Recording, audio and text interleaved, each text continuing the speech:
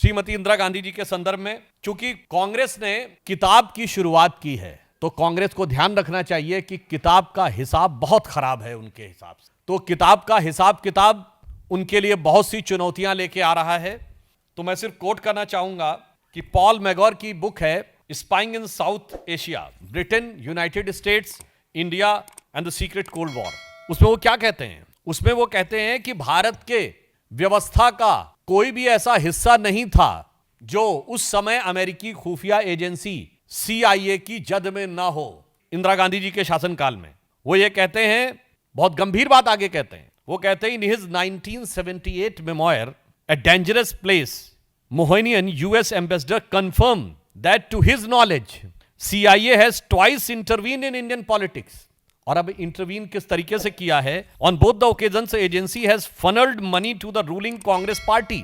In one instance, the ambassador charged that the CIA money has been passed directly to Mrs. Gandhi in her capacity as the party president. कहानी सिर्फ इतनी नहीं रुकती है, इसके बाद के ये सब पब्लिक डोमेन में है। VK Menon retained considerable influence with Indira Gandhi, though Krishna Menon, Mrs. Gandhi has been so imbued with the ideas which closely fit the Soviet requirements. फिर उसके बाद सोवियत संघ के साथ एफिलिएशन की बात आती है, और उसके उपरांत ये तो CIA का उदाहरण है। अब मित्रोकिन्स आर्काइव में KGB के संदर्भ में अब लिखा हुआ है कि साहब पोलित ब्यूरो की तरफ से 2 मिलियन रुपीस, यानी उस जमाने में 20 लाख रुपए 1976 में कांग्रेस पार्टी को दिए गए, और एक बार पुनः 10 लाख रुपए दिए गए। उस जमाने में 10 लाख 20 लाख रुपए आज से 50 साल पहले बहुत बड़ी रकम हुआ करती थी, और ये वहां के पूर्व अधिकारियों ने लिखा है। अब आइए साहब, इसके आगे वसेली मित्रोकिन एक अधिकारी था KGB का, जो सोवियत संघ के विघटन के बाद बहुत सारे दस्तावेज वहां से लेकर चला गया,